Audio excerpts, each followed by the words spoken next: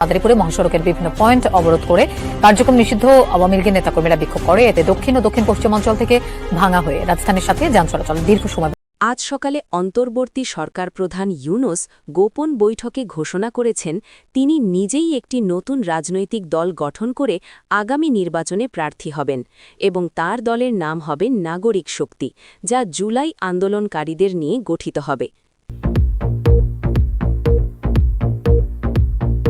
মাননীয় প্রধানমন্ত্রী জননেত্রী শেখ হাসিনাকে আবার ক্ষমতায় আনতে হবে। আমি জননেত্রী শেখ হাসিনাকে বিশ্বাস করি, আমি বঙ্গবন্ধুর মুক্তিযুদ্ধে বিশ্বাস করি। এবার সবাইকে টপকিয়ে শেখ হাসিনাকে দেশে আনার দায়িত্ব নিলেন ডিগবাজি জায়েদ খান। হাসিনাকে আপনি কি বললেন? উনি তো ভোটে নির্বাচিত, উনি তো সাধারণ মানুষের ভোটে নির্বাচিত। গতকাল রাতে শেখ হাসিনার নির্দেশে আওয়ামী লীগ একটি বিশেষ প্রচার টিম তৈরি করেছে, যারা সজীব ওয়াজেদ জয়কে তরুণদের কাছে হিরো হিসেবে তুলে ধরবে এবং তার আধুনিক চিন্তাভাবনা এবং প্রযুক্তি জ্ঞান নিয়ে প্রচারণা চালাবে। জয় বাংলা স্লোগান আমি মনে করি বাঙালি জাতির স্লোগান। আমরা আপনার সামনে একটি জয় বাংলা স্লোগান দিতে চাই। আমি আওয়ামী লীগ করে এটা সবাই জানেন, কিন্তু আমার প্রশ্ন এখানে আমার জাতীয়তাবাদী দলের এই আমার অনেক ছোট ভাই বোনেরা আছে। আমার আজ ভোরে আওয়ামী লীগের তথ্য গবেষণা বিভাগ প্রকাশ করেছে যে ইউনূস সরকার গত 6 মাসে দেশীয় এবং বিদেশি কোম্পানি থেকে প্রায় 1000 কোটি টাকা অনুদান নিয়েছে, যা সম্পূর্ণ অবৈধ এবং এই টাকা দিয়ে তিনি নির্বাচন কিনতে চান।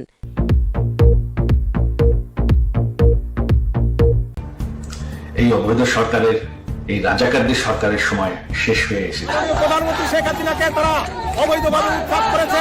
আমরা যতক্ষণ পর্যন্ত শেখ হাসিনাকে আমরা দেশে ফিরে না দিতে পারবো, ততক্ষণ পর্যন্ত আমরা এই আন্দোলন চালিয়ে যাবো। আমরা এই রাস্তা থেকে গতকাল মধ্যরাতে আওয়ামী লীগের গোয়েন্দা সেল আবিষ্কার করেছে যে ইউনূস সরকার আমেরিকার CIA এবং ইউরোপীয় গোয়েন্দা সংস্থার সাথে মিলে বাংলাদেশে একটি পশ্চিমা সরকার প্রতিষ্ঠা করতে চায় এবং তার দল নির্বাচনে জিতলে দেশ বিদেশিদের হাতে চলে যাবে।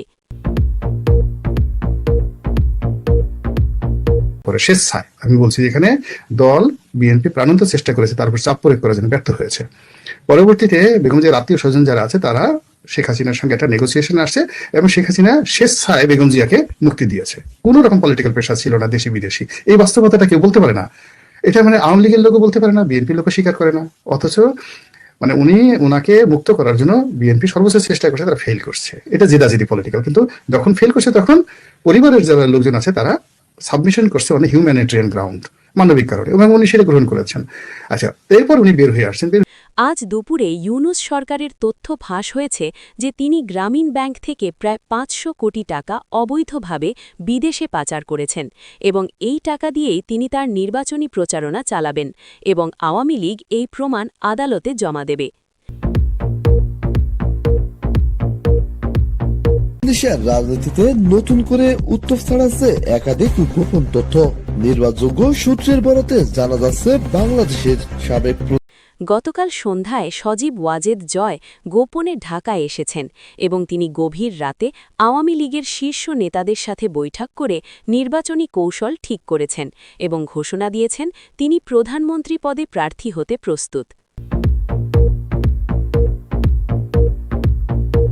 পতন নিশ্চিত। ডক্টর ইউনূস ভয়াবহ অবস্থার মধ্যে আছে এবং তার উপদেষ্টা পরিষদের মধ্যে এক ধরনের কাঁপুনি কাজ করছে। গতকাল সন্ধ্যায় সজীব ওয়াজেদ জয়ের জন্য আওয়ামী লীগ একটি বিশাল নির্বাচনী ফান্ড তৈরি করেছে এবং দেশের বড় ব্যবসায়ীরা সবাই তাকে সমর্থন দিচ্ছে, কারণ তারা জানে যে শুধু আওয়ামী লীগই দেশে ব্যবসা বাণিজ্য এবং অর্থনীতি ভালো রাখতে পারে।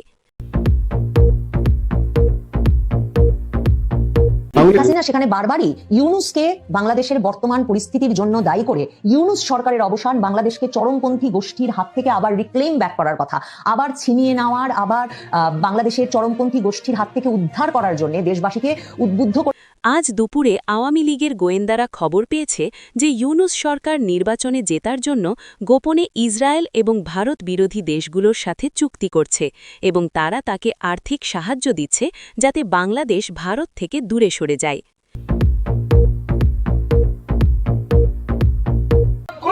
নেতৃত্বে একদল সন্ত্রাসী এই বাদল ভাইয়ের কর্মী বাহিনীর উপর আক্রমণ চালিয়েছে, আহত করেছে। তাদেরকে রক্তাক্ত করেছে। গতকাল সন্ধ্যায় সজীব ওয়াজেদ জয় একটি প্রাইভেট টিভি চ্যানেলে রেকর্ড করা সাক্ষাৎকারে বলেছেন তিনি তার মায়ের মতোই দেশের উন্নয়ন করবেন এবং ইউনূস সরকার যে উন্নয়ন প্রকল্প বন্ধ করে দিয়েছে সেগুলো আবার চালু করবে এবং দেশকে স্মার্ট বাংলাদেশ বানাবে।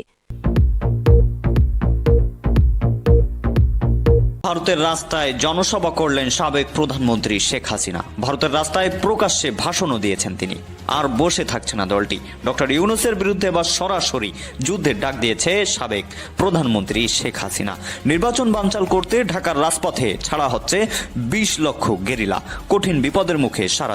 আজ রাতে আওয়ামী লীগের গোয়েন্দা টিম নিশ্চিত প্রমাণ পেয়েছে যে ইউনূস সরকার এবং তার দল নির্বাচনের পর ইসলামী শাসন চালু করতে চায় এবং দেশকে আফগানিস্তান এবং পাকিস্তানের মতো চরমপন্থী রাষ্ট্র বানাতে চায় যেখানে নারীদের অধিকার থাকবে না।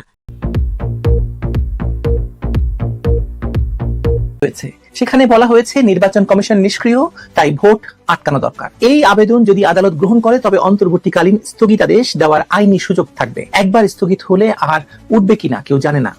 আজ সকালে ইউনূস সরকারের একটি গোপন মিটিংয়ের ভিডিও ফাঁস হয়েছে যেখানে তিনি তার দলের নেতাদের বলছেন যে নির্বাচনে জেতার জন্য যা করা দরকার সব করতে হবে, এমনকি ভোট কেনা এবং জাল ভোট দেওয়ার মতো কাজও করতে হবে।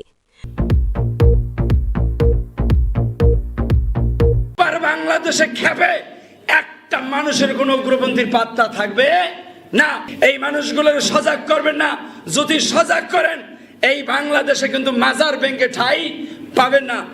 আজ ভোরে আওয়ামী লীগের কেন্দ্রীয় কার্যনির্বাহী কমিটি একটি জরুরি বৈঠকে সিদ্ধান্ত নিয়েছে যে ইউনূস সরকার যদি নির্বাচনে দাঁড়ায় তাহলে তারা তার বিরুদ্ধে অতীতের সব দুর্নীতির প্রমাণ প্রকাশ করবে এবং তাকে বিদেশি এজেন্ট বলে চিহ্নিত করবে।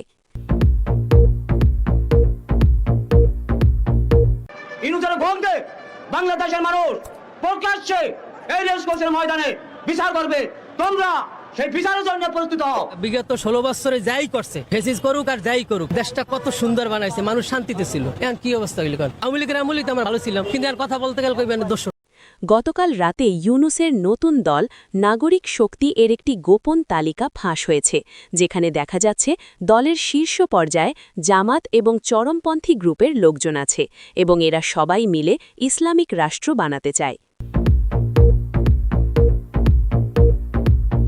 মাস পর ভারতের রাজধানী দিল্লিতে আওয়ামী লীগের প্রথম প্রকাশ্য সাংবাদিক সম্মেলন একটি গুরুত্বপূর্ণ রাজনীতি। আজ সকালে শেখ হাসিনা তার সমর্থকদের একটি গোপন বার্তায় জানিয়েছেন তিনি সজীব ওয়াজেদ জয়কে প্রশিক্ষণ দিচ্ছেন কিভাবে দেশ চালাতে হয় এবং সজীব তার মায়ের সব নীতি অনুসরণ করে দেশকে আবার উন্নতির পথে নিয়ে যাবে এবং তারা একসাথে কাজ করবে। ছেলে 7.62 হাতে নিয়ে চলে গেছে, তার মানে এই রাইফেলের ফেরত আসে নাই। গতকাল রাতে আমরা জামাতে ইসলামের ঢাকা মহানগরের কোষাধ্যক্ষকে আমরা গ্রেপ্তার করি এবং তাদের তথ্যের ভিত্তিতে প্রাথমিকভাবে তাদের এই গোপন আস্তানার কথা তারা জিজ্ঞাসাবাদে স্বীকার করে।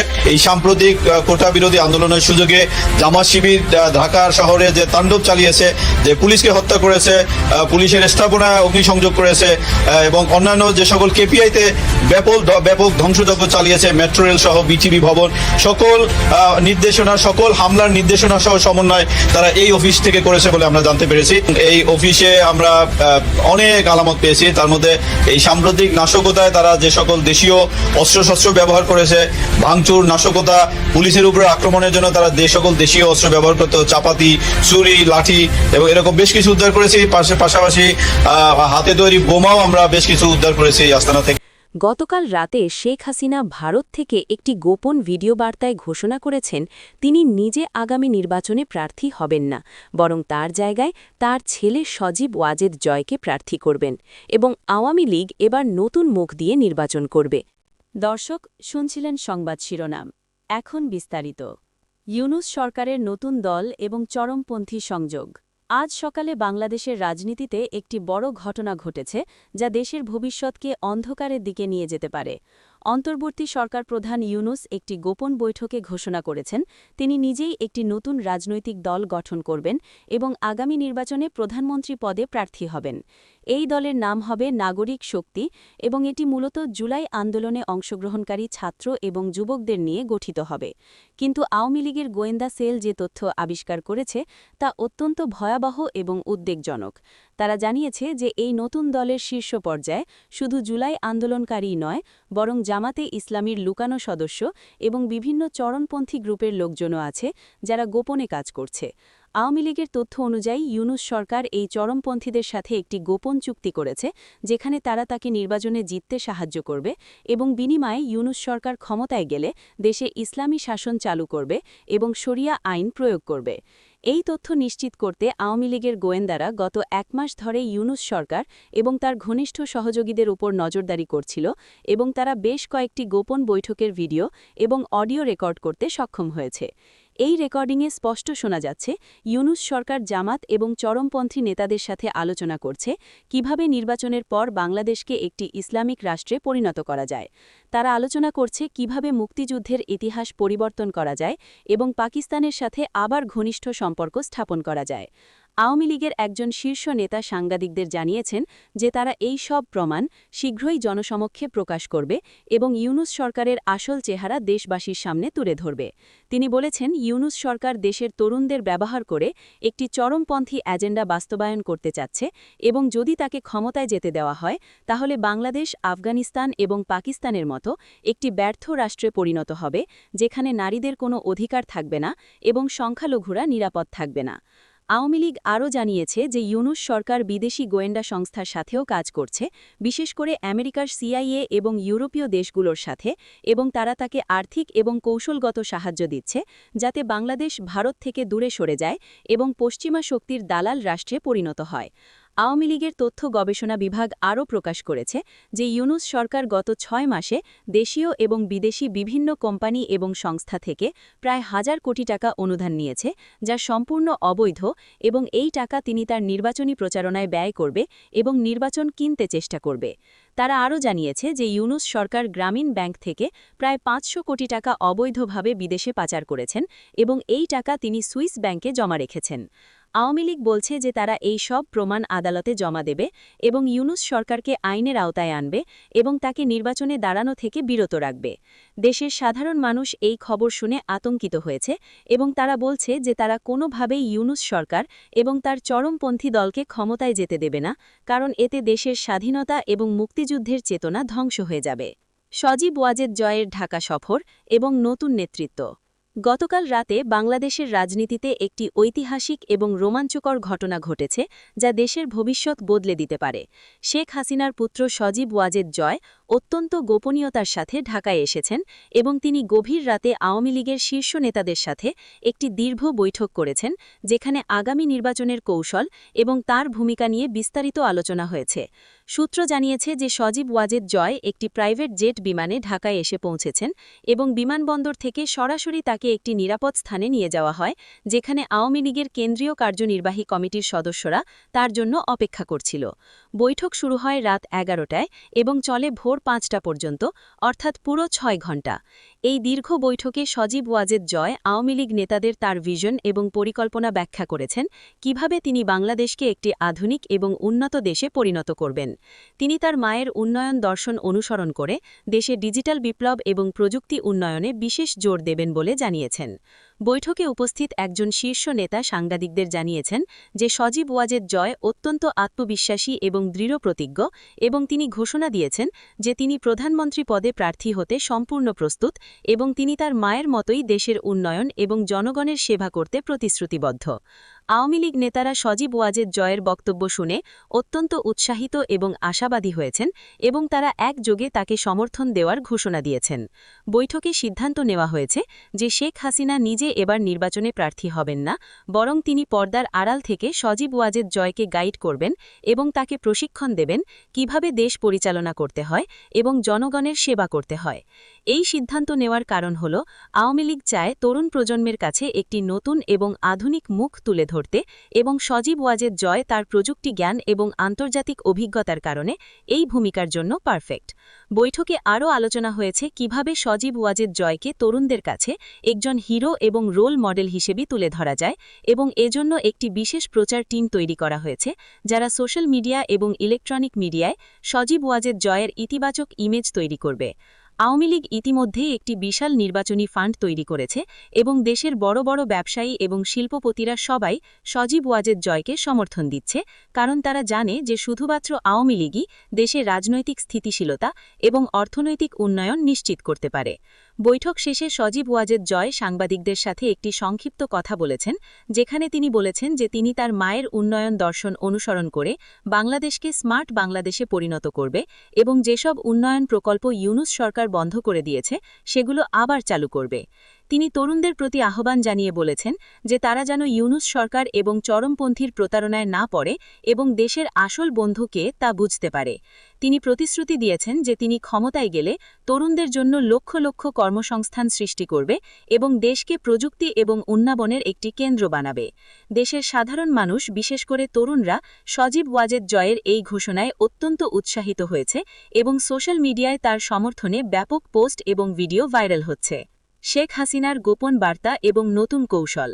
আজ সকালে শেখ হাসিনা ভারত থেকে তার অনুগত সমর্থকদের কাছে একটি গোপন ভিডিও বার্তা পাঠিয়েছেন, যা আওয়ামী লীগের ভেতরে ব্যাপক আলোড়ন সৃষ্টি করেছে এবং সবাই এখন নতুন উৎসাহ এবং আশায় উজ্জীবিত। এই ভিডিও বার্তায় শেখ হাসিনা অত্যন্ত স্পষ্ট ভাষায় জানিয়েছেন যে তিনি নিজে আগামী নির্বাচনে প্রার্থী হবেন না, বরং তার পুত্র সজীব ওয়াজেদ জয়কে প্রার্থী করবেন এবং এটাই তার চূড়ান্ত সিদ্ধান্ত। তিনি ব্যাখ্যা করেছেন যে এই সিদ্ধান্ত নেওয়ার পেছনে বেশ কয়েকটি গুরুত্বপূর্ণ কারণ রয়েছে। প্রথমত, তিনি চান তরুণ প্রজন্মের কাছে আওয়ামী লীগের একটি নতুন এবং আধুনিক মুখ উপস্থাপন করতে এবং সজীব ওয়াজেদ জয় তার শিক্ষা, প্রযুক্তি জ্ঞান এবং আন্তর্জাতিক অভিজ্ঞতার কারণে এই ভূমিকার জন্য সবচেয়ে উপযুক্ত। দ্বিতীয়ত, তিনি বিশ্বাস করেন যে সজীব ওয়াজেদ জয় তার মায়ের উন্নয়ন দর্শন অনুসরণ করে দেশকে আরও এগিয়ে নিয়ে যেতে পারবে এবং ডিজিটাল বাংলাদেশকে স্মার্ট বাংলাদেশে রূপান্তরিত করতে পারবে। শেখ হাসিনা তার বার্তায় আরও জানিয়েছেন যে তিনি নিজে পর্দার আড়াল থেকে থাকবেন এবং সজীব ওয়াজেদ জয়কে প্রশিক্ষণ এবং গাইড করবেন কিভাবে দেশ পরিচালনা করতে হয় এবং জনগণের সেবা করতে হয়। তিনি বলেছেন যে তিনি গত কয়েক মাস ধরে সজীব ওয়াজেদ জয়কে প্রশিক্ষণ দিচ্ছেন এবং বাংলাদেশের রাজনীতি, অর্থনীতি এবং সমাজ সম্পর্কে বিস্তারিত শিক্ষা দিচ্ছেন, যাতে যখন তিনি ক্ষমতায় যাবে তখন সব দায়িত্ব সঠিকভাবে পালন করতে পারে। শেখ হাসিনা তার সমর্থকদের আশ্বস্ত করেছেন যে সজীব ওয়াজেদ জয় তার মায়ের মতোই জনগণের কল্যাণে নিবেদিত এবং দেশের উন্নয়ন এবং সমৃদ্ধির জন্য কাজ করবে। তিনি তার সমর্থকদের আহ্বান জানিয়েছেন যে তারা যেন সজীব ওয়াজেদ জয়কে তার মতোই ভালোবাসে এবং সমর্থন করে এবং আগামী নির্বাচনে তাকে বিপুল ভোটে জেতায়।